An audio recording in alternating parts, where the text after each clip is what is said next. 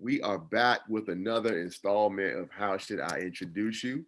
I am Silas Grant, and I'm here today with two good friends of mine, Michelle Busch and Ron Williams. And I want to welcome the both of you to How Should I Introduce You? Hey, good morning. Thank you, sir. Good morning. Good morning. So listen, we have been talking for about 25 minutes before we even got to recording. It's funny how the world works. Sometimes people don't know each other, but they've had encounters and interactions. And so, Mhm. the thing that I've really tried to focus in on is strengthening my contact list and bringing people together. And folks may say, "Oh, I've seen that person before. I've been around that person." So we had a really, really good discussion. So I was glad that we were able to do that. Yes. And hopefully some of the good nuggets are still there for you all to actually see. So thank you guys again for being here. This concept is called How Should I Introduce You? And I started it in part because I felt like in many instances, what we want to focus on in our lives, other people don't always give enough respect for, right? And sometimes our friends and family and loved ones, although we love them and they love us, they may not always have the appropriate way in which they should introduce us. And sometimes who you walk through the door with, and sometimes how you walk through the door, can have a major impact on whether or not an opportunity can be seized. And so, um, while we are here, while we have opportunity, I want to make sure that people are introduced the way they want to be introduced, and then we can take it from there. So, what I do with all the guests, I ask them to give me a short write up of themselves, whether it be bullet points, whether it be a couple of paragraphs that can be read so that when they are introduced the way they want to be. So I'm going to start with Michelle. Michelle L. Busch is all things DC, a lover of jazz and social justice. Michelle has worked in three main fields of business: hospitality, government affairs, and communications, and is continuing to build a solid foundation of trust. Michelle started her own consulting company, Event Solution DC, and launched Champagne Soul in 2019. Michelle is working with the likes of Ginuwine, the R&B Group Intro, DC Small Business District Candle and Soap Company, as well as bringing the awareness of HBCUs to the forefront with her volunteer work via the HBCU Council of Shiloh Baptist Church here in DC and the DC HBCU Alumni Alliance. I'm sorry. Her three mottos in life are listen to understand, exhibit your finest soul purpose, and amplify brands and build influence. So, Michelle, again, welcome to How Should I Introduce You? Thank you. Good morning. Thank you Good for morning. having me. Indeed, indeed, Yay. indeed.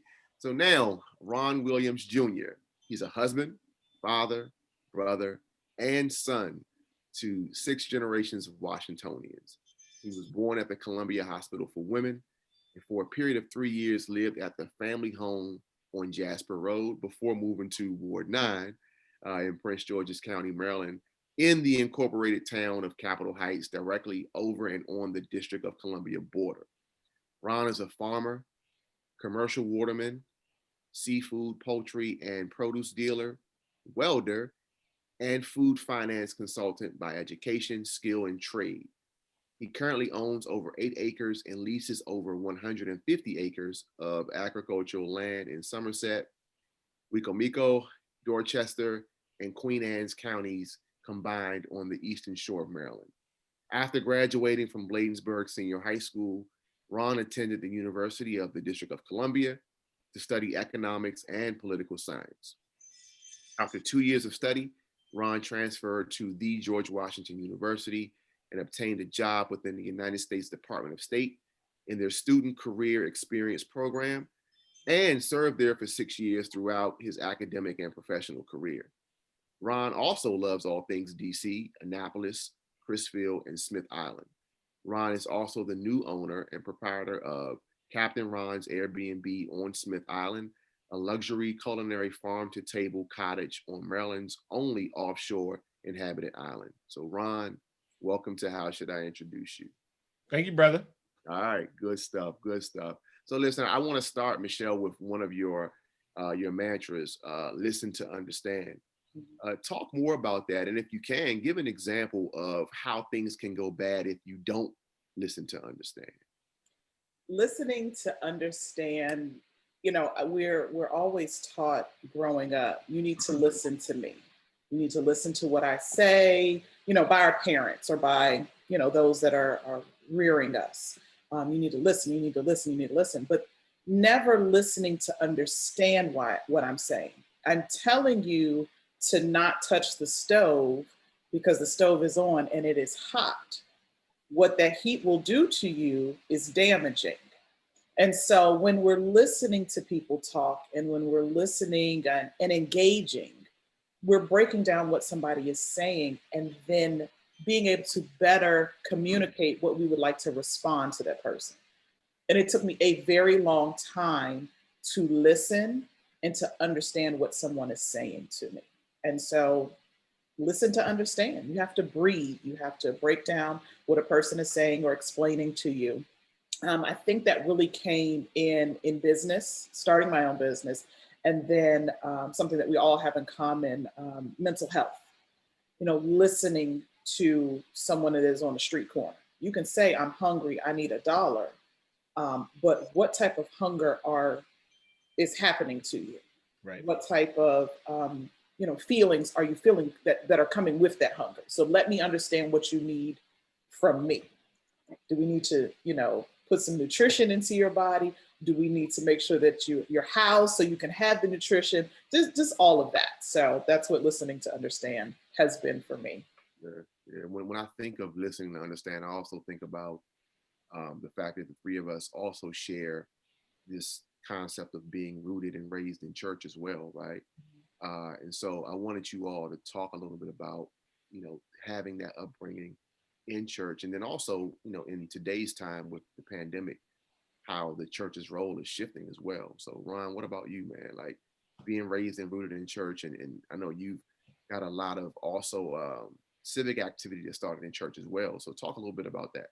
Yeah, I mean, everything for me as a kid growing up started in church. My dad would go, he was a deacon. He was several things throughout the church, but one of the sole responsibilities was him being in charge of the social committee. And so that social committee just wasn't members socializing with each other. That was the church actually being a part of the community. So we would have cookouts, we would have community events where food, games, fun would be for free.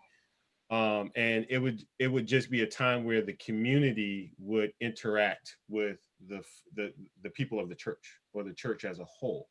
And I can remember growing up, us spending 4 or 5 days out of the week at AP Shaw United Methodist Church, and for some reason it wasn't a burden for me. It was, it was fun. It was a learning experience. And as you got older, or as I got older, to understand the people who my dad were going to see, who he was going to meet, and who he was organizing with. And later in life, to find out that he was organizing with Sandy Allen, he was organizing with Marion Barry, Wilhelmina Rolock, Finest Jones, a lot of key players that have built a significant amount of history, whether you think good or bad. East of the river, it started its foundation in church. AP Shaw, to be exact.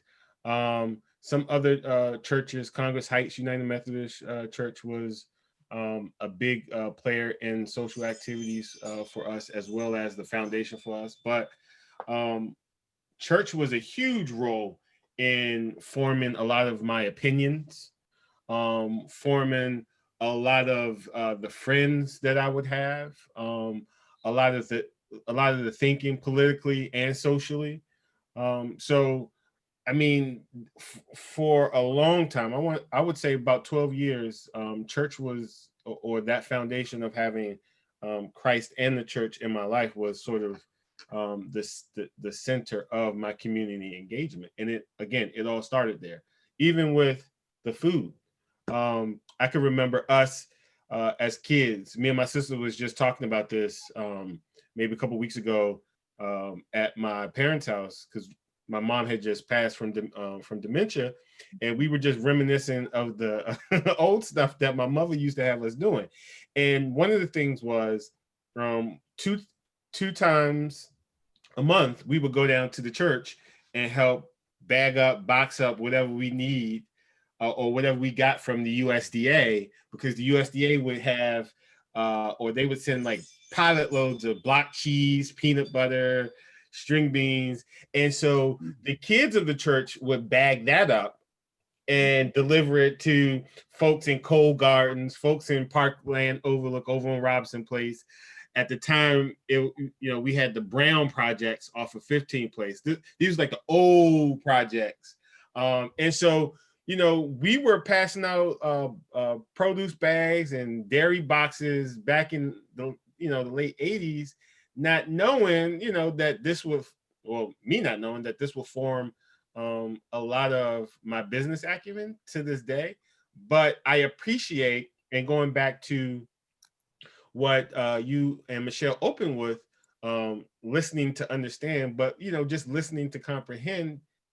I mean, looking at and listening to my mom from that historical perspective gave me that foundation to do agriculture, aquaculture, but in a larger scale. So something that was considered as charity, or something that my family was rooted in, started out as a business, or it turned into a business for me. So church is sort of like the foundation and the root of my upbringing, especially here in the District of Columbia.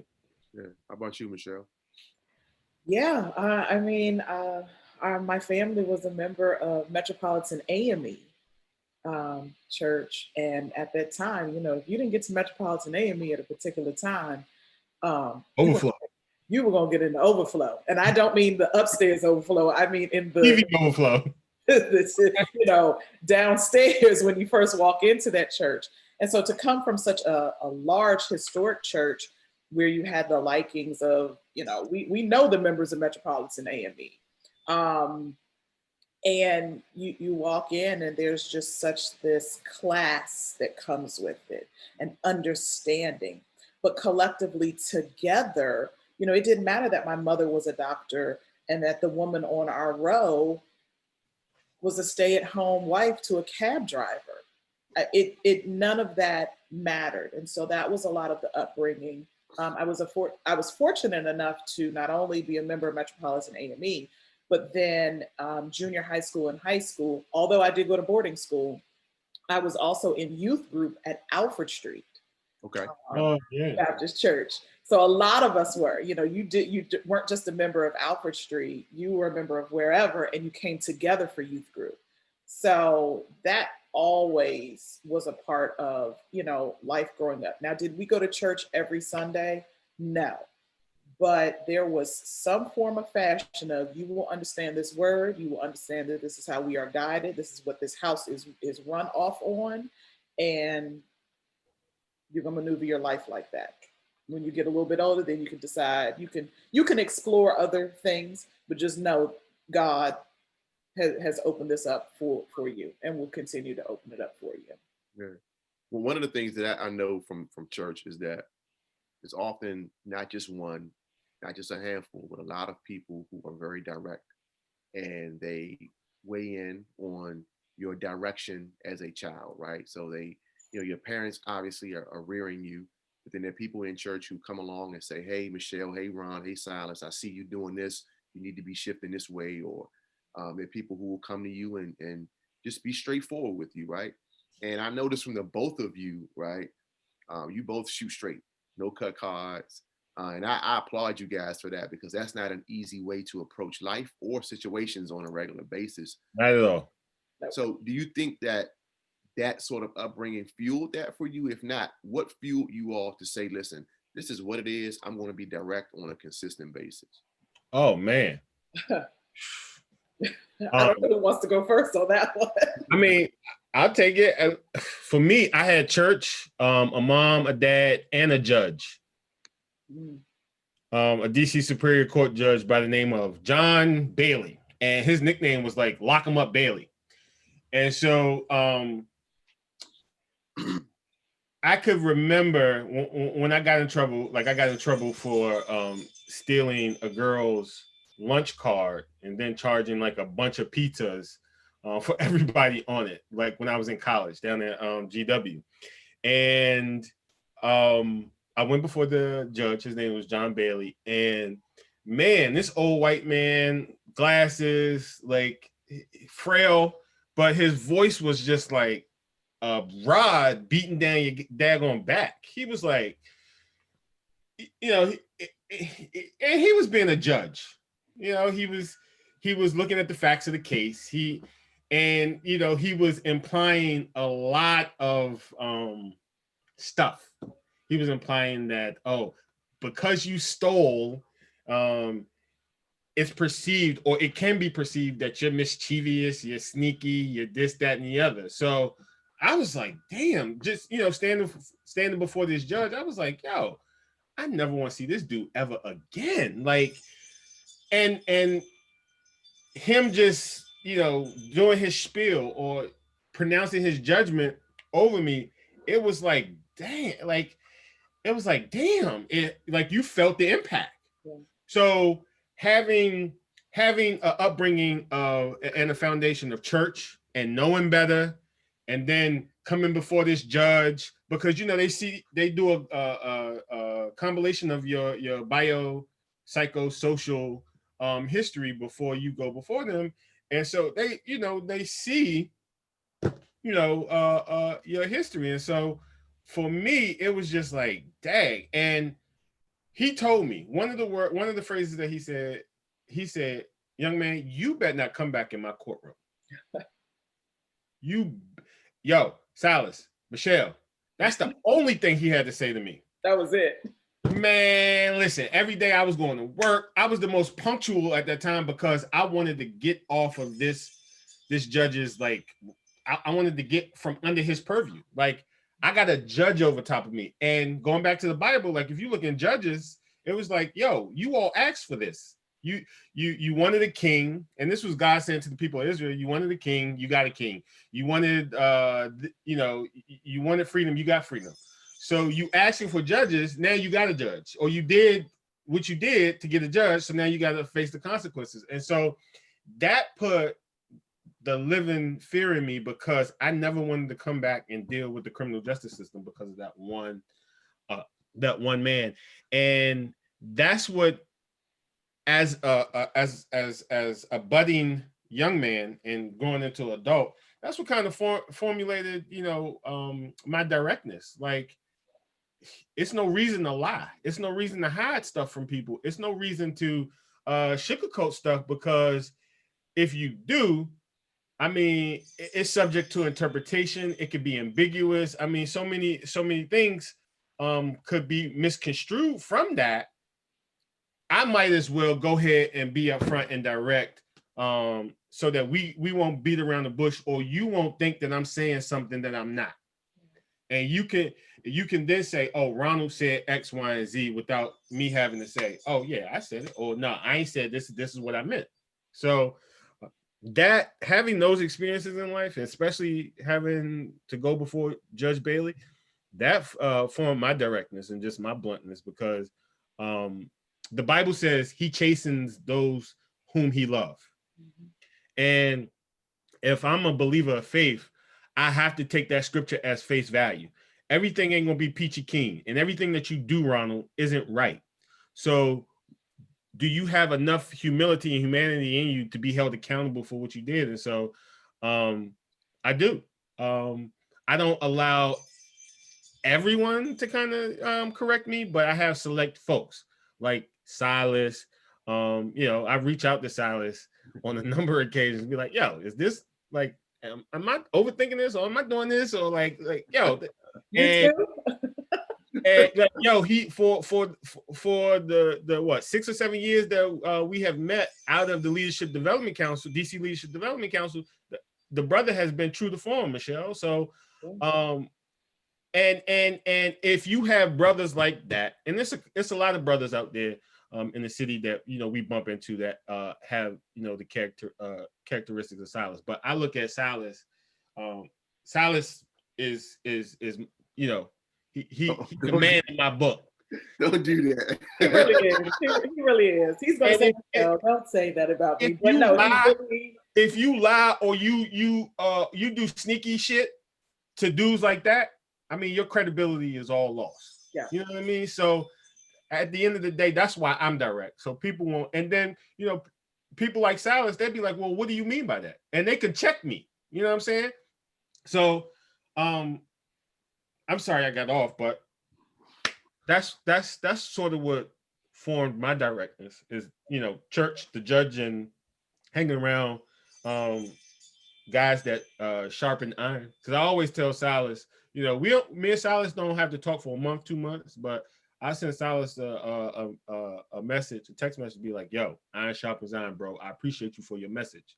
Because I follow everything he do on Twitter and Facebook. And though it may not seem that I'm reading or looking or listening, but like you said, Michelle, I'm listening. Yeah, I mean that's a lot of it for me. So like you as well. My parents, my mother was a physician, and she was an OBGYN. Let me be correct about that. I didn't uplift my my mom this morning. She's an OBGYN. Her office was in Southeast DC. Pennsylvania Avenue and Branch Avenue. Okay, so I'm a child of Star Pizza, Saban Records, and pies. So here we go, pies. Yeah. Okay, pies. Yeah. Butter pecan ice cream, pistachio, like all of that. Let me be real clear about that. And so my mom, when either I was in trouble or just anything, when I say I was terrified of my mother and father, I was terrified of them. But the directness that my mother put into being a physician of color, being a mother, being a mentor. My mother would always, like if I did something wrong, come. Mm-hmm. That look. Okay. And I tell people, my mother did not wear scrubs in the office. She only wore scrubs when she was in the operating room. You rarely would catch my mother in scrubs. My mother was in heels, garment, her lab coat, and she would come. And then she would tap on her picture. And the picture was her med school class photo. Mother was number 2. And she would tap on that picture. See that right there? That's because I directly did this. And you're going to continue to do what you're doing. You're going to directly end up at the end of my belt. But directly be in trouble. And it's not going to lead you to anything. And you are going to lead into something. I am my mother's twin. Height, shape, everything. Look, I'm her twin. And so as I got older and as I became more mature in what I've been doing, and I will flat out say it came late in life. I'm a child that went to school and then ended up in boarding school. Straight from boarding school, straight to college, and then straight back home, straight into a job. And so there were things that I didn't get a chance to do because I had to grow up very fast. And so that directness, my father, Black engineer, undergrad Howard, grad, American University, and we're talking about in the 60s and 70s. So Black man, 6 foot something, going to American University in engineering at that time, you had to be direct. And so that's where that came from. In the church, at the time that I was growing up there, I can name the 2 largest pastors, and that was Reverend Pruitt and DeVoe. Ain't nobody more direct than Ronald DeVoe. Okay, there is nobody. Reverend Pruitt, and we know, if you know church in DC, there was some controversy behind Pruitt, because Pruitt was more of a Baptist than AME, and it came with some things. It also comes from my grandparents.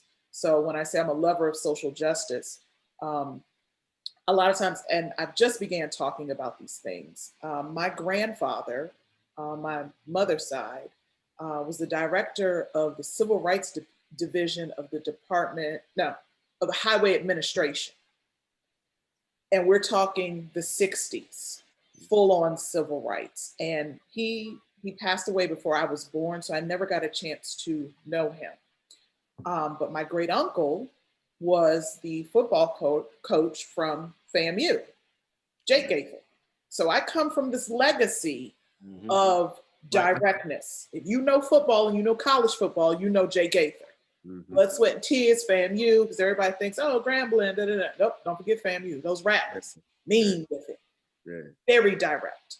My grandmother was the owner and housekeeper of a motel on Main Avenue in Knoxville, Tennessee. And so this is where all of this comes from. Yeah. With what I say. There's a reason why I am direct in what I'm saying. There's a reason why I'm saying what I'm saying. And hopefully, have I offended some people? Absolutely. Have I had to apologize? I'm still apologizing. I'm sorry. Did I say that? I had to apologize to you today.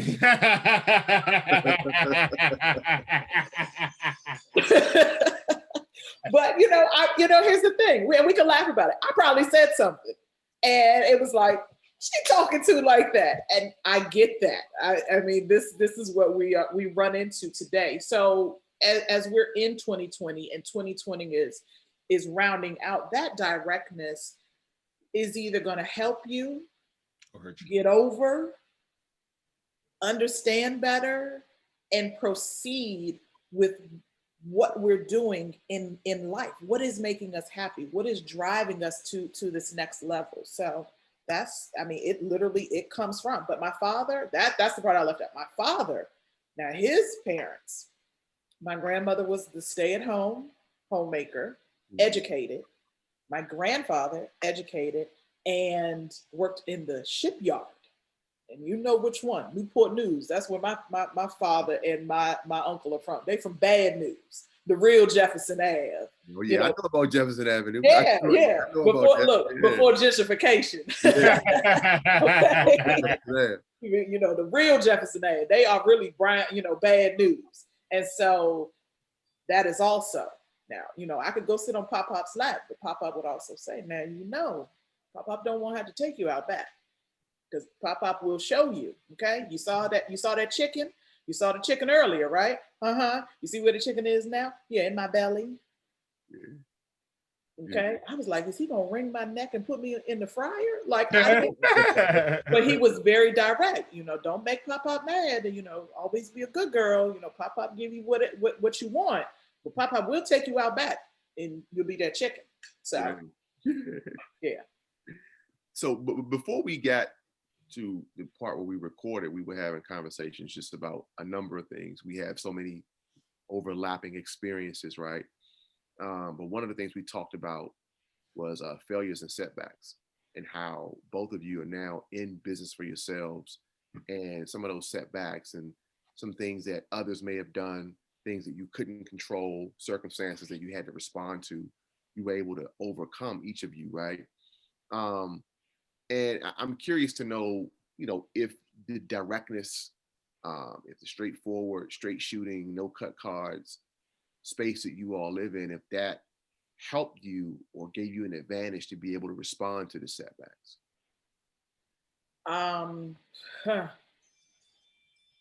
Forced me to. My former boss, who has been a guest on your show, I couldn't understand the lesson. They always say, listen to understand. I couldn't understand the lesson. I ran away, left. I'm done. I can't deal with this. It's too much for me. And she said, okay. And then I would go back to her, or if I happened to be in the building, I'd go see, because I felt like there was still something there. Was still something to say, that's always going to be my boss lady. And what can I take from her and then put that in myself? As I think she's an amazing person and has done amazing work. And, now I just see her, socially, but still take something from her and pose that into myself. I failed from 2010 to 2013. I failed, and I failed miserably. Who do I need to apologize to?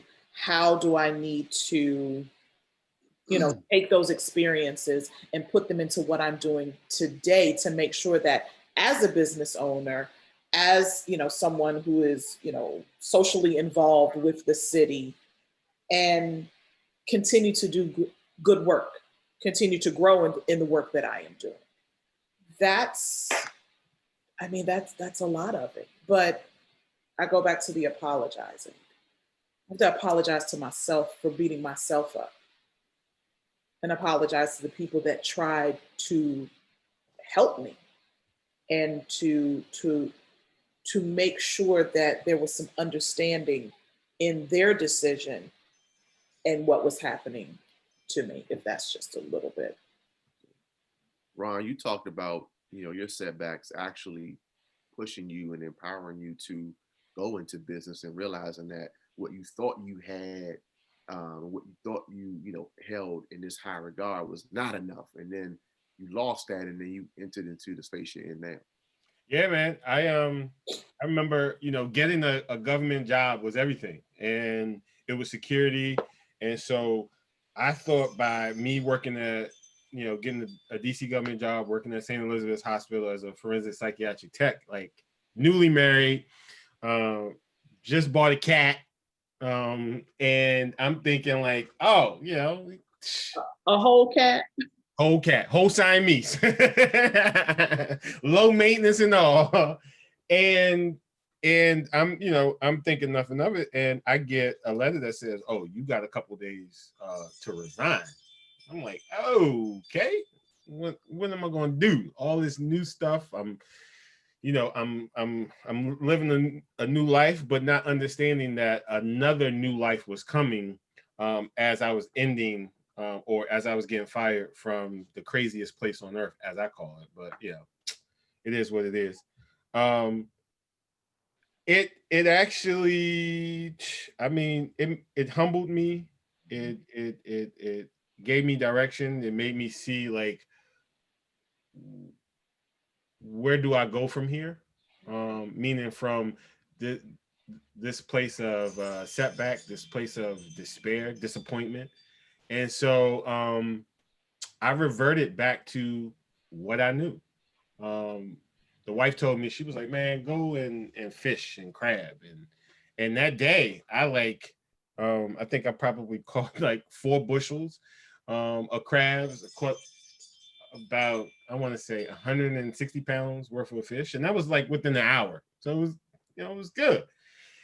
And I was just thinking like, how could they fire me? I got good reviews. I did this, I did that. And a lot of the feedback was that, a lot of it was because you were too direct and you were too blunt and you were upfront with them.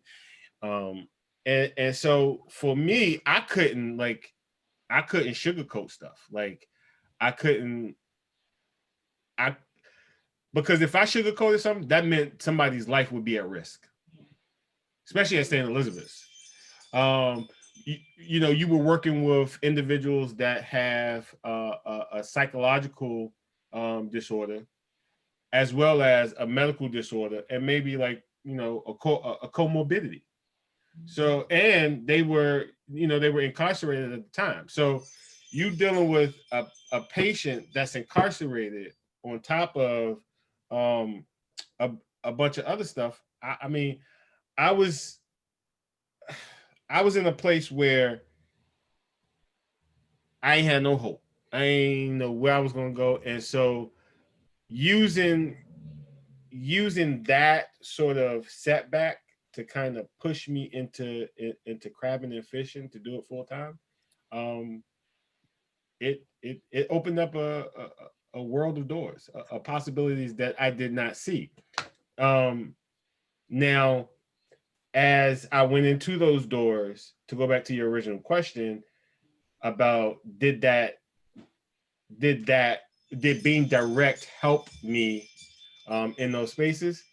It did, but it also kind of hurt me as well, because once I got into those spaces, the folks that were in those spaces, they were like, who is this black belligerent guy? Or like, they didn't understand me. So they were left to their own understanding of who I was. And I'm just like, nah, I'm a no nonsense type of person.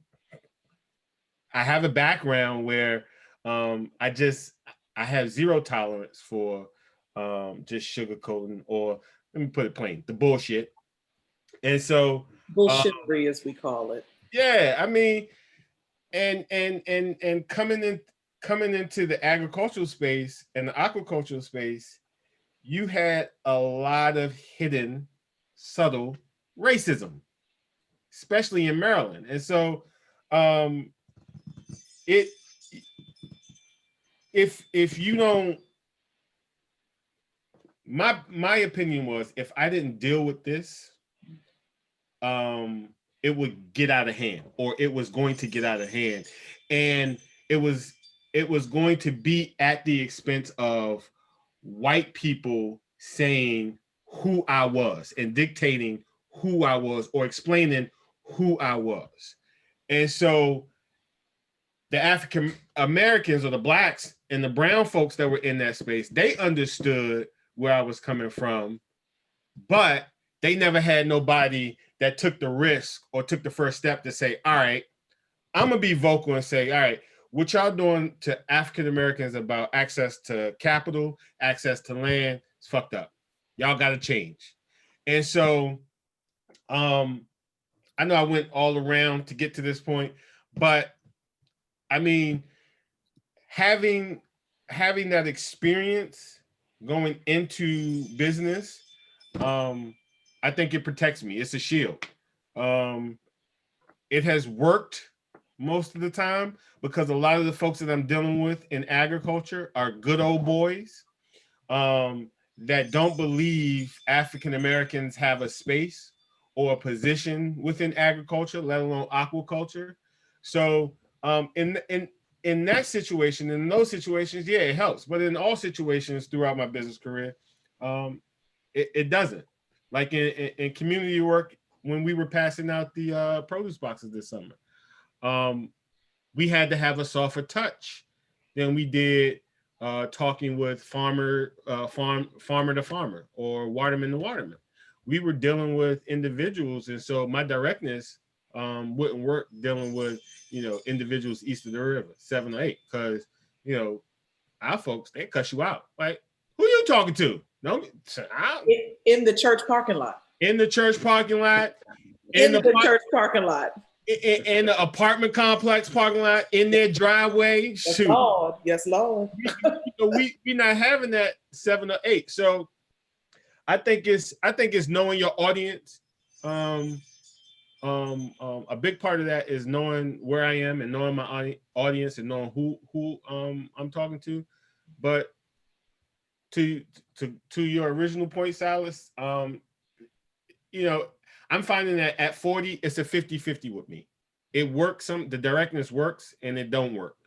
And in the places it works, I'm finding that it has some systemic issues of not just race, but economics, class, distance, meaning rural versus urban, because our farm operation is in rural Maryland, in rural America. And so they have a thinking, a Trumpian way of thinking, or a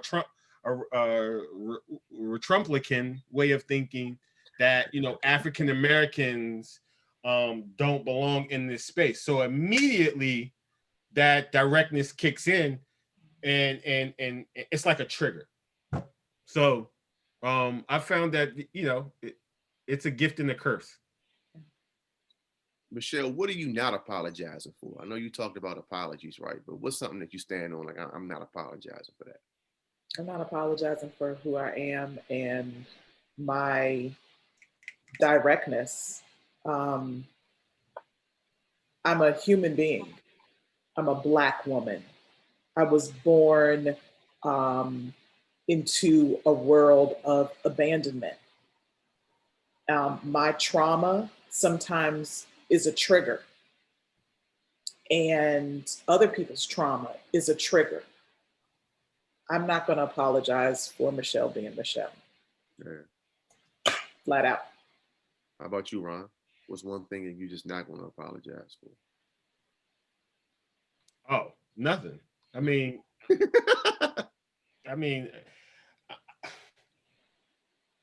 I'll apologize if I'm wrong. Like what I said to Michelle over Twitter.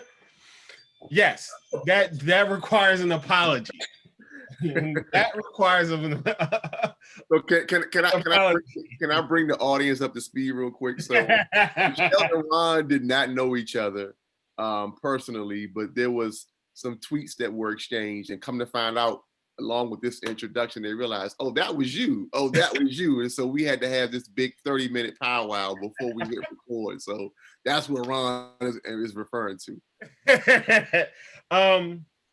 But no, I have apologized for stuff. At least you're not blocked on Twitter. Yo, you know how many people that like I have been blocked by that I was just like, whoa, I didn't know I was blocked by this person. Like, wow. Yep. Thank you. But yeah, some stuff, yeah, if intentionally, willingly, maliciously doing stuff, if that was my intent, yeah, I gotta apologize for. Mm-hmm. But like I tell people, like when I see them face to face, or they ask me about it, when we're on the street, and I say, look, you gotta look at the tagline of my social media. It says satire, politically incorrect. It is all jokes. We're joning. That's the DC word. We're joning. And take this with a grain of salt. Some of it may have an ounce of truth, but a lot of it, 95% of it, will be a lot of laughter and a lot of jokes. And aside from that, like, I mean, I can't apologize for being direct or who I am, because then I become a carbon copy of what? My mother was direct, and it was sort of a self-fulfilling prophecy or a self-revealing prophecy to me, of all the speakers that came to eulogize her. All of them had one common theme about her, that she was direct, she had no cut cards, and she was upfront. And from the preacher to Yvette Alexander to the folks that introduced my parents when they were young, they all said that Fern Moulton Williams was direct. She was a fighter. She told you what she thought, what she meant.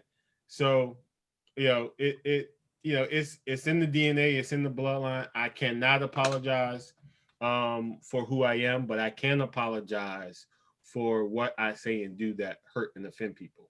That's how you just took me somewhere, because during my mother's service, from Marion Barry to Patricia Russell McLeod to the pastor, to so many people, the one thing that they said was Dr. Gaither was very direct.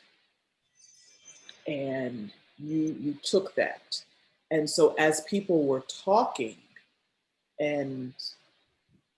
about her, people were looking at me, because I'm the only girl and I'm the baby. And like I said, I'm her twin. Only boy, I'm the baby. Same here.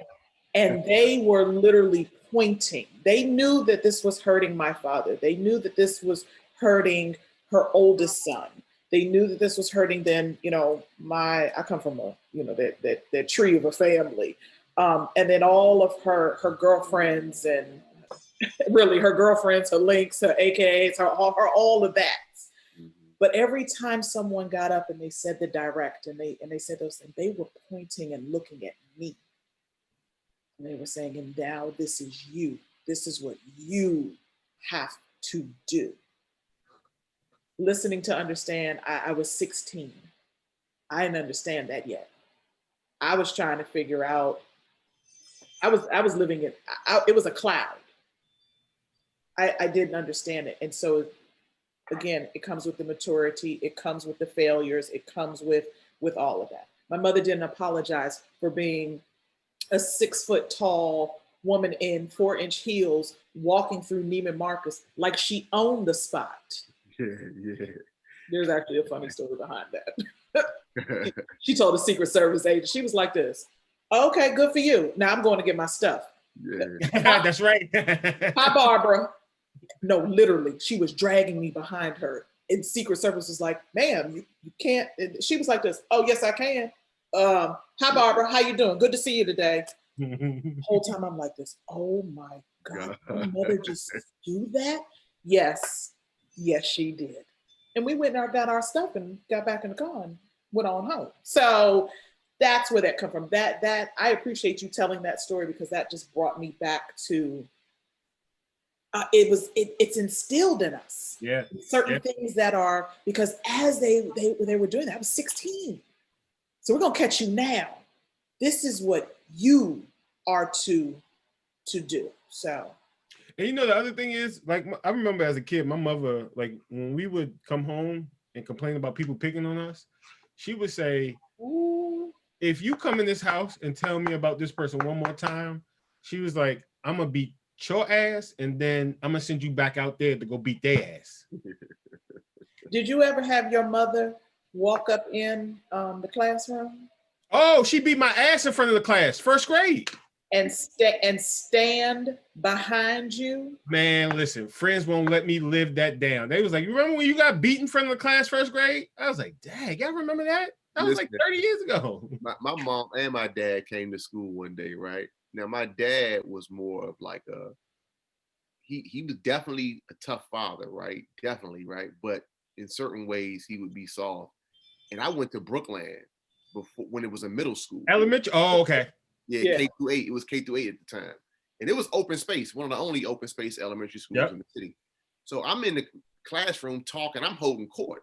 And my mom and dad are like looking in the classroom from outside. And my dad is laughing at me. And my mom is like, this ain't gonna go well. So, and that's how I will always get calls home. Like, he does his work, but he talks and keeps other kids from doing their work. Mm-hmm. That was always on my report card.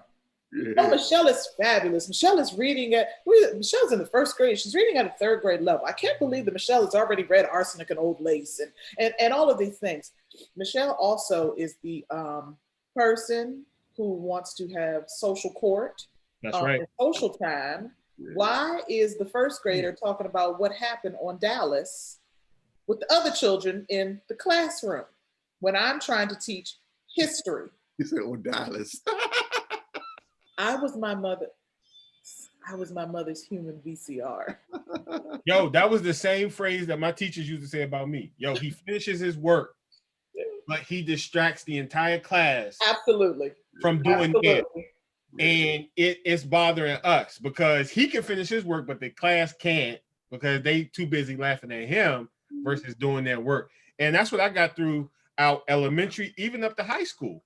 Like doing the academics and doing the work, it wasn't like, that wasn't the issue. Like, that was cool.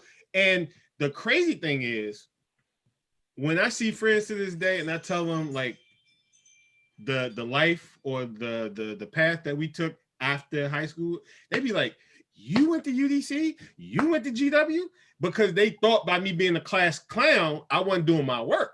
But like, yo, I graduated on time. Well, my mom kept me back one year for being a class clown in elementary school. But I mean, I was not failing. I wasn't getting E's and F's. I was doing my work, but I was just holding court, making y'all laugh and joke because that's what I did. Yeah. I'm somewhat concerned about like what the landscape looks like now with social distance learning. And obviously those elements are not, well, they are still present, right? It's still possible you can do that in terms of like engaging I'm talking about the kids at this point, not the instructors, right? But engaging with other friends. Um, I mean, I'm really concerned about, I mean, part of it is because I have a daughter that's going to be 2 before you know it and 5 before you know it. But like, I'm concerned about what the future looks like in terms of not just their academic experience, but just the social experience. Like, I'm really concerned. And I don't even have a question. I just want to put that out there. I don't know if y'all thinking about anything. I But do. I mean, yeah, I have, because you know, the roles have changed. I'm a stay-at-home dad, and I work from home now. My wife actually, she goes out, and because she works for MedStar, she goes into the hospital because, you know, she's an essential worker. And my daughter, like, she is spending, I want to say 2 to 3 hours on ABC Mouse. She's 2. She's a toddler. She's about to be 3 this year, coming in August. But at 2, she knows how to work the iPad. She knows how to push the home button, and then not only push it, but she knows what app is ABC Mouse. But she also knows what app is GarageBand, pictures. So yeah, I mean, I'm concerned, but I'm at a pause where it's just like, yo, hold up, because this is what they did to us back in the day. Remember when the computer conversation first started coming, like 1999, 2000? Oh, everything's gonna crash because the system doesn't go past 99. It doesn't go past 2000. Remember that whole hype? yeah, I remember that. But before that, the conversation, even before the Y2K thing, but before that was who had a computer, who didn't, who had an Apple, who didn't.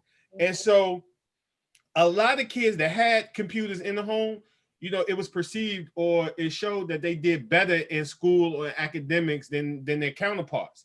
And a lot of the kids that had the computers in the home were white. A lot of the kids that didn't were black. So I'm caught, to answer your question. I'm vacillating back and forth with that, because the way we was raised up, y'all, was books, pen, and paper. We ain't got no computer, and maybe a calculator. We ain't got no computer to do this for us. And, you know, we had to learn that way, but learning with an assisted technology, I think it helps as well, because when I was director of development for Howard University Middle School, I saw what their curriculum, what the technology piece of their curriculum did for their academic part of the curriculum. It didn't supplement, or it didn't take the teacher away. It helped amplify what the teacher was doing. Now, it amplified and put a magnifying glass on what that teacher was doing, because it was technology. Now it's up. The onus is on that teacher to know their content or not. Right. Because that teacher's going to be exposed with that technology, because 9.5 times out of 10, that kid is going to be efficient on that technology more so than the adult. And that's what happened. And that's what it is happening now. A lot of these kids are tech savvy. So when they get to the content, it's balancing out and it's helping. So I think if we do both at a steady pace, I think we'll be in a good position. But I think if we let one dominate the other, and if it's that one being technology dominates, I think we'll lose the intellectual capacity, the organic intellectual capacity that kids have, the natural ability, especially smaller kids, have the ability to develop. Because you see, Silas, you know, we new fathers, and we see stuff that our kids are doing. We be like, damn, they doing that? Where did they learn that from? Considering that they only been around us, and maybe, you know, daycare here and there, but so I had the same questions in my head that you had about that, but you know, I had to say, I had to say to myself, Ronald, get yourself together, because you didn't have the opportunity of having a computer or a technology that will help assist you be better or be greater or compete with your counterparts that's sitting in the table with you. Because at the end of the day, all those kids, they got to take a test to know or to see where they are, or can you comprehend or understand what you've been learning? Goes back to, are you listening to understand? Right. So my feelings, and this is where I'm going to be very direct. I'm not a mother.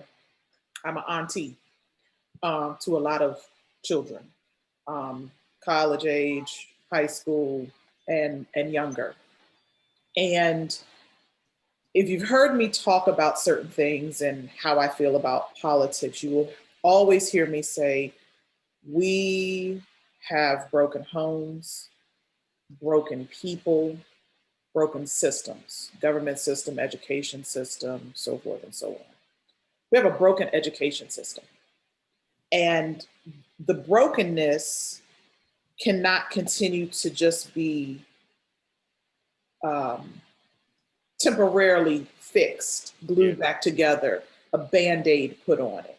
So if you have a broken government system that leads to a broken education system, and you've got broken people trying to teach in brokenness, we're not doing a good job.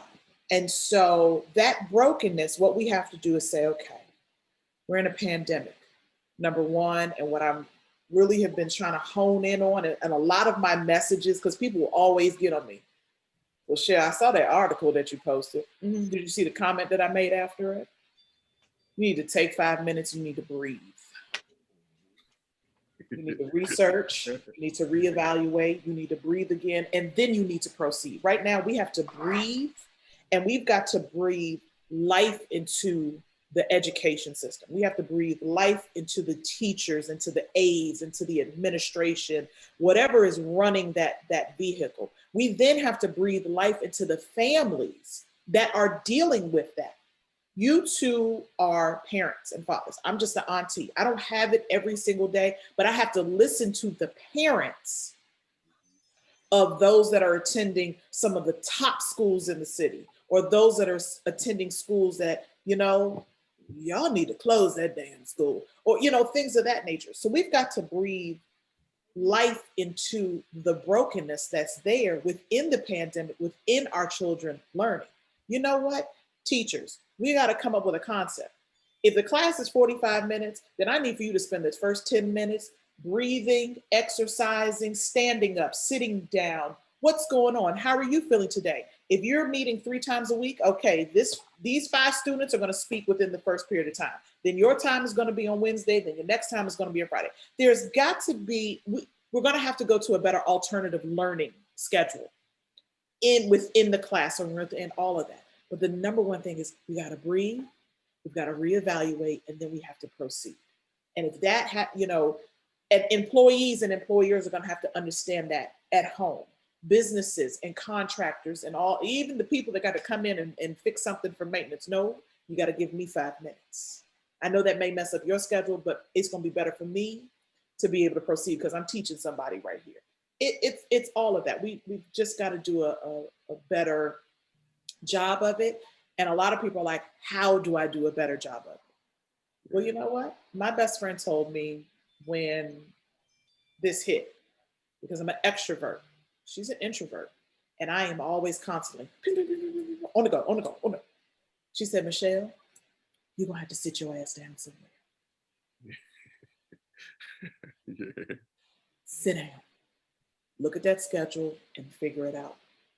We cannot stress out these teachers to then stress out these kids, to then stress out the parents, to stress out the kids again. You got it from both sides. You got it from the teaching, and then you got it from the parents. We've got to listen to understand. And I think we've got to put, and I know again, we all worked in government. So we know that there's an agenda. We know that we have to get these things done. Sometimes you're going to have to take a step back and say, you know what? I know the deadline is here, but we got to reevaluate what's taking place right now. So. No, I like that. I don't know if that made sense into anything. No, it made a lot of sense. Yeah. It did. And it's funny, I'm thinking out loud right now. So I'm 41 and I've got some friends who are like a few years older than me, like 43, 44, 45. And they come from, certain parts of town, and they come from Black families, even their names, right? A lot of those guys, they have Afrocentric names, right? And you could tell their parents in that period purposely named them that way for a reason, right? Yeah. And these are parents that moved in the same circles, had kids at the same time. And I'm bringing that up because I think this is a time period where it reminds me of like what probably was happening in the mid 70s, where Black families were starting to realize we got to create a society within the society. We got to start pooling our resources. And, I think, again, I said this earlier in our talk, but this thing is going to go a lot longer than we expected. Yeah. And there's going to have to be a real shift in terms of how we move, which is why this concept for me was birthed, because I felt like we got to really tighten the circles up. People need to know each other. Like we need to be able to be a phone call away. Hey, that's funny that you mentioned that, because when we first got sacked with this pandemic in March, a lot of people were trying to figure out what we're going to do. And I'm talking in the food space, agriculture, aquaculture space. People are trying to figure out, what we were going to do, how we were going to come together to bring some resiliency to the local food system, right? And so they invited me to get on this call, invited me to get on this group, and I said, and we're going back to directness and bluntness. And it's people from PG County Food Equity Council or Food Policy Council, DC Food Policy Council, folks, major players in the region. Washington Metropolitan COGS, Value Chain Added Coordinator, whatever they call her, whatever. They all on this call. And so, white people. Ron, see, this is why we need to apologize and get back to that, because that right there. They're like, oh, Jose Andres, he's coming to set up at the National Stadium, World Central Kitchen, and this is the best thing since sliced white bread, and we need to get around it. Like we need to open arms welcome him. And so me being the direct blunt guy, the belligerent black guy that I am, I say, well, what happens when he leaves? Hello. What happens when he leaves? Who's going to feed the people and who's going to deliver produce bags when this celebrity leaves? And he's left. He left in August. Bye. And now you have folks in PG County, here in DC as well, that was riding his coattail saying, oh, he's the best thing since white bread. They gone. They ain't doing nothing. You can't find them passing out produce bags. You can't find them passing out meals. You can't find them doing nothing except for Martha's Table. Martha's Table is the only one that's out here that's still in existence and doing. And not only just passing out meals and produce bags, they're giving people money to pay their rent and pay their bills and pay their utilities. But you have these white people that come, let me not say, because there was some black people with white thinking, I call them black Anglo-Saxons. They come and say, oh, well, kumbaya, that's a great idea, and this, that, and the other. And they forget that we are dealing with a people that has been dealing with food insecurity, economic insecurity way before COVID. Hallelujah. Preach the word. And so I get looked at as the belligerent black guy and the mean guy when I call them out on this stuff and be like, ho. Don't come in this community as Christopher Columbus, set up your anchor, say we did something, and then you leaving. I have a huge issue with that, because not only are we not going to come, this ain't no 6-month thing. This is a year to 2 years. And then there are some residual side effects that's going to happen after we come out of this. Yeah, for sure. Unemployment at a record all-time low. Those jobs aren't waiting for people to come back and sit in them. Those jobs are gone. Yeah. Do people have the skills, the abilities, the talents to do a new economy job? We talking about new economy jobs. That's web-based, app-based, technologically based. If you ain't plumbing, HVAC, electrical, heavy operating equipment, CDL, carpentry, masonry, the technical skills, water, sewer, all this paper stuff. We moving from paper. We moving from the mundane stuff. We was talking about the mental health earlier. Look how mental health evolved over the few years that we've all been in it. They went from paper-based system to electronic-based system. Why? Because of fraud. So I mean, sorry. No need to apologize. You couldn't have said it better than that Jose Andres. And listen. I watched it. I'm sorry to go down the rabbit hole on that, but because we said we were gonna keep things. He did something that irritated me so bad. But the city. Well, I can't. We're not going to talk about the city because Silas works. Because we're getting ready to say the same thing, and I will say it like this, and then we will go on. We've allowed these individuals to come into the city and to monopolize. We've allowed them to monopolize capital. We've allowed them to monopolize space. We've allowed them to monopolize the narrative of what the District of Columbia was founded on. Okay, to be clear. We allow that particular individual because DC has become a good hub for a lot of these top tier Michelins, want to be a Michelin individuals to come. This is a cash cow. This is a cash cow. This is good. I can open this type of restaurant and charge this type of money, and baby, my line is gonna be on out the door. And then I can step back, and then I can open a little spot over here and give the other folks kind of, the French fries and pizza and everything, but I'm still charging y'all $15 for it. Oh, I said it because I used to live in the neighborhood. Yep, I went there. You then have this person that has come here, and although on all the news media stations, it looks like, oh, the heart. Oh, I've done this. Oh, I've done that. Oh, I've done that. But tried to take down an institution that has been here since 1968 that has been feeding and employing and doing everything in the city that they're supposed to have been doing. You tried to take them down. Yeah.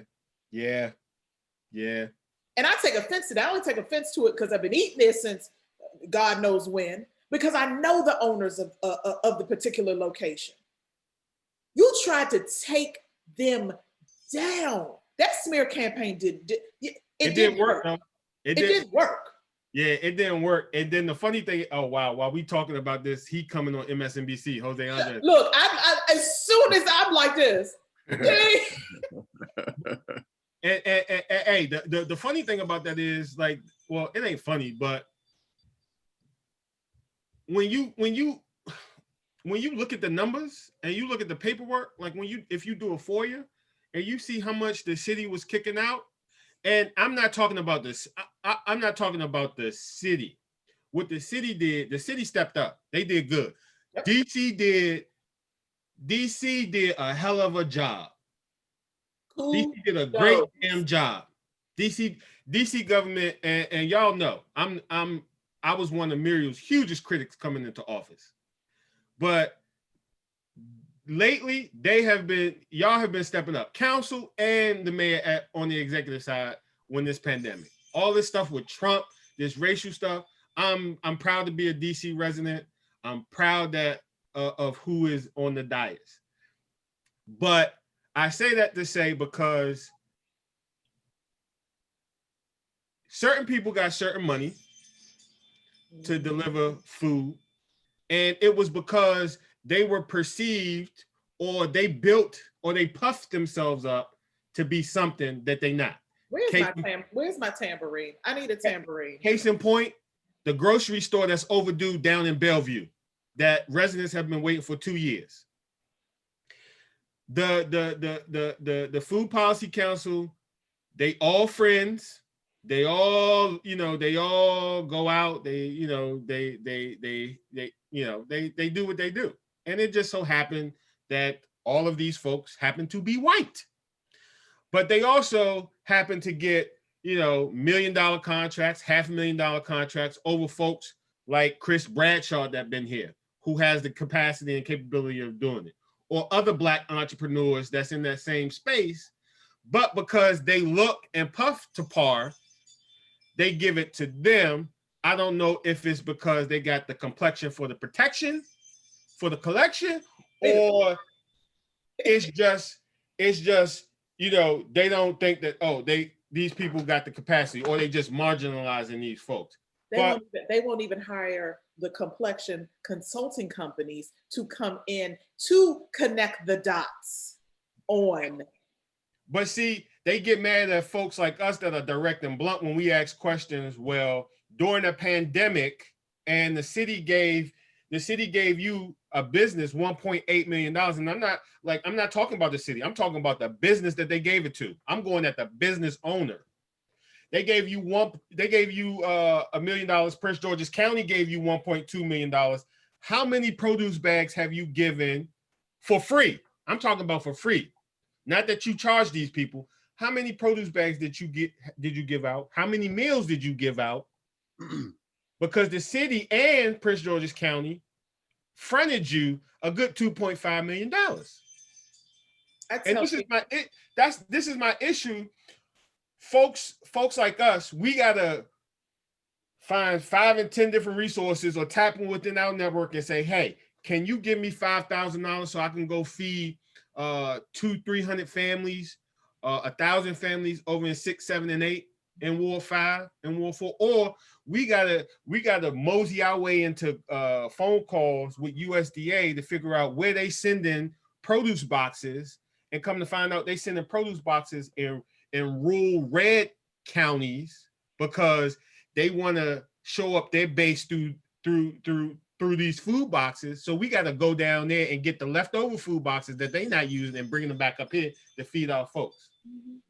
Stuff like that is what gets me, because you have these folks that always got their hand out saying, well, I could do this, give me $1 million. And here we are 2 years later, the folks in Bellevue still don't got no local grocery store that they can walk to. They still got to catch the bus. And you know what the residents have said now? They're like, look, we don't even want no grocery store. We'll still go to the Giant up on Alabama Avenue, or we'll go to the Giant down on Eastover.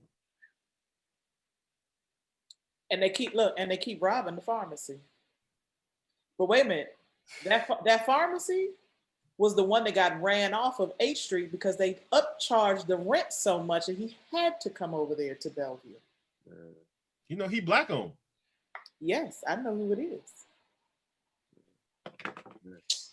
Well, listen, guys, man, this has been like an extremely great experience. I'm wondering, did you have another question for us? But because we just went that way. No. So, you know, sometimes I'll have questions ahead of time, but a lot of times I like it to go with the flow. And this was one that I found to be, there are moments where I wonder where this concept can go.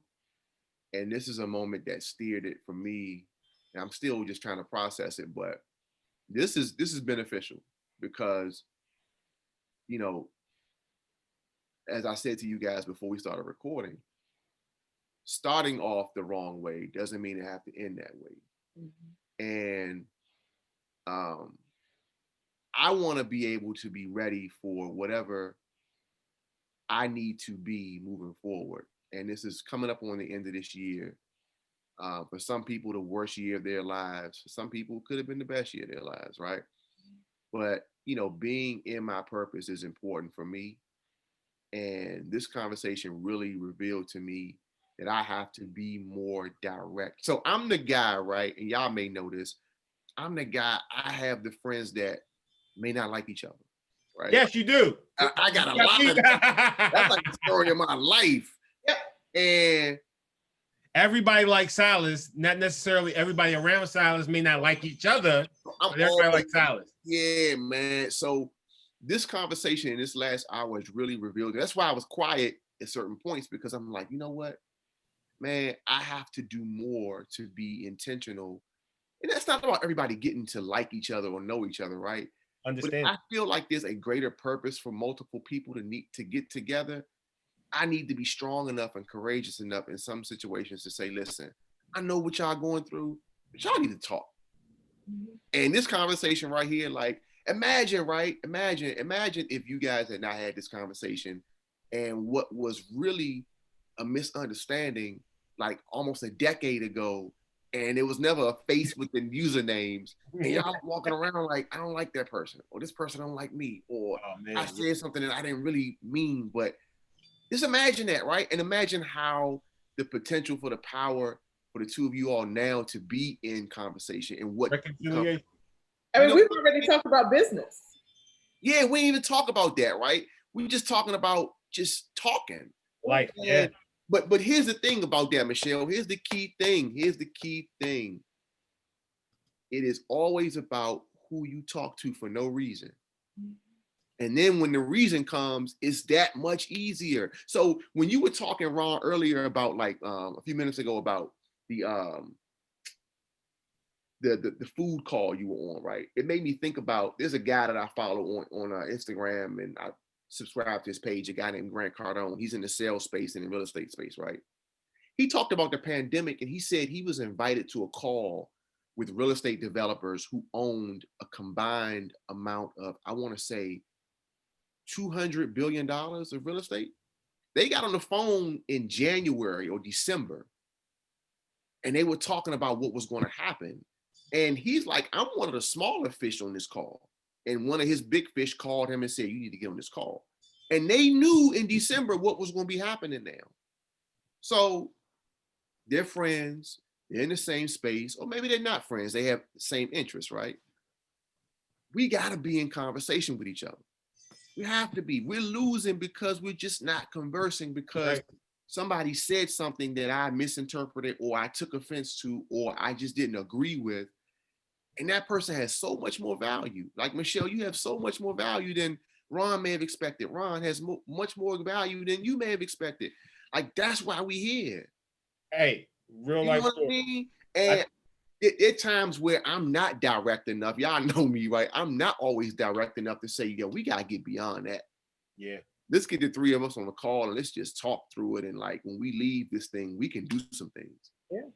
Hey, so, funny thing that you mentioned that story, Silas. I think I told you this, but I didn't tell Michelle. Yeah. About 6 years ago, when I first started this farm to table crab business, one of the first calls I got was from Ben Soto. And if anybody know Ben Soto, he the man. The man. And anybody know me, you know, I'm a loudmouth critic. I talk about anything and everybody, and so, I talked, because she's a politician, I talked about Muriel and bashed her, and not knowing that at the time that this guy is her guy. Like, this is her.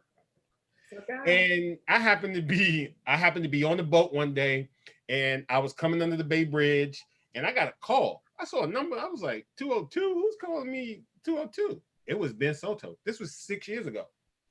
He said, Ron, I saw your ad on social media. On your Facebook page. I want to patronize your business. I was shocked. I was like, huh? I was like, I was stunned. I was like, are you sure? Like, you got the right one? And I think for him, like, he didn't see none of that. He didn't see none of the nasty stuff I said about his candidate. He didn't see none of the political stuff I said about his candidate. He saw, or in his heart, he wanted to help a young Black guy succeed, regardless of the shit that he done, the shit that he said. He just wanted to see me succeed. He was the first call that I got when I first started my farm to table crab business. Fast forward to today. Yesterday, he is the closing attorney on 4 of the farms that we just closed on. Yes. So, you know what I mean? There's hope for my little business over here. Yeah. Yeah. I mean, from one call 6 years ago, from an unexpected and like undeserving source. Like, I don't deserve to get his money. I don't deserve to get his business because of what I said and did to his candidate, to his person. And I reckoned that. I understood that. But he was the bigger man, and he was a man that said, nah, just because this young Black boy said and did what he said and did, I'm not going to marginalize him, or I'm not going to box him out from patronizing his business. From that call, I can say, and we do we keep records. He has patronized our business for the last 6 years. Not just once, I'm talking about 4 and 5 times. And for him to be, I think Silas told me this or introduced this concept to me a couple years ago, maybe in leadership development class, paying it forward. I had to pay it forward back to him, or pay it back to him, because he patronized my business over the last 6 years, when I was expecting people closer to me to patronize my business more so than him. So, I say that to say this: you never know who will help you. You never know who, and that's what I'm learning in this business. You never know who's going to be in your corner, and that's one brother I can say that has been in my corner with this closing, and with trusting anybody in this agriculture and aquaculture space, because it has been so many obstacles, setbacks, setups from folks that don't even look like me, that I had because one of my boys, Ron Moten, and Lamont Harrell, they were like, yo, Ben did my closing. He did it. He got it straight. We did it like within minutes. So I called Mr. Soto. I texted him. I said, hey, I'm in the process of getting these farms. I heard that you were a settlement attorney. Can you take care of this for me? He was like, man, sure. Brother gave me the royal treatment. Always kept me informed, told me where the process was, and even yesterday, updating me saying that, look, the deeds are in the mail, or they in the FedEx box, and they on their way to my office as we speak. Beautiful. And I never would have expected that level of commitment, courtesy, patronage, business, and just favor from a person like that. And so, I don't have a problem with apologizing to people like Michelle, like Mr. Soto, and it's not because they patronize my business or they they want something out of it. It's because they genuinely good people, and they genuinely have my best interest at heart. And so that kind of shook me up. I have been in a catatonic state for a while, because I'm just like, yo, like, you got to chill out with some of the directness, because you may lose people like him. You know what I mean? Well, that's very much so. I've lost people. I've lost people that currently work under that administration because of, I don't like her. I don't like the things that she has done. The letter that you received was the same letter that a very good friend of mine received. Then trying to get in a position. I had multiple people that were like literally handing it off to, and it was nails in the coffin. And so I'm not invited to certain circles, and I'm not invited to certain things. I will apologize for some things, and I will not apologize for other things, because I know that I have love and respect for the business that I do and for the projects that I work on, from people that are truly, truly care. My problem with that started those years ago when I said 2010 to 2013. That's when that problem started. And it was because of a comment that was made. And so I can't do anything, but we have now apologized, gone into a space. We've been walking like this for so very long. And that's where I'm coming to with a lot of what's happening around me. My eyes are always open and opening. I've been walking parallel with the two of you for a very long time. Mm-hmm. In many spaces. We've called upon each other. We've done work together. We're going to continue to do that. That's right. Yep. Because I'm trying to figure out how to get on the boat. I'm trying to figure out how to get candles to your Airbnb. We're going to figure all of that. And can I get some crabs today? We're going to figure all of that. I mean, do you have some? Can sister get some? I'm right here at 5. You gotta share out information because I don't think I have Michelle's number. Yeah. I put it in the text. In the text? In the text to you, yeah. Okay. She added it to her bio too here, so you have that. Okay. So, it's just, collectively, here's the thing. Here's the point. And I know that, we're going to wrap. Here's the point. This is the point of it all. We have people in our lives that have listened to understand. They've listened to understand, and it's exactly the title of this. What do we want to call this? This podcast, this. Yeah, I've been struggling with that. I've been calling them installments. Yeah, I've been struggling with this conversation. Yeah. How should I introduce you? So let me reintroduce myself to you, Ron. I'm Michelle Busch. I'm a native Washingtonian. I am former DC government. I am all things sharpshooter. And I apologize that if something that I said on social media triggered you to respond to me in the way that you did. No, and I apologize for saying what I said on social media to you. But I'm so sorry. I can't figure out what, damn. It's just so, and it's just so funny because when Silas asked me, first of all, when anybody asked me to come onto their platform and speak, I'm always like, who, me? Are you sure? Are you sure? Now, mind you, I've been on 3 podcasts. I had my own with some individuals, and that ended because they weren't listening to me. They weren't allowing me to be me and me to say certain things. There were some good episodes, but as we were doing schedules, they didn't allow it. So then a very good friend of mine who I had been on the show as a guest brought me on as then the co-host. Okay. Great podcast, great interviews. And then other people have asked me. There was another podcast, they asked me to come on and write. They were like, we need not only your perspective, but your perspective as a Black woman. Yeah. Still trying to figure out how that's going to work. But they asked me to come on and write. Because one podcast I did, I came on, I tweeted it. Oh, my podcast value just went up. Okay.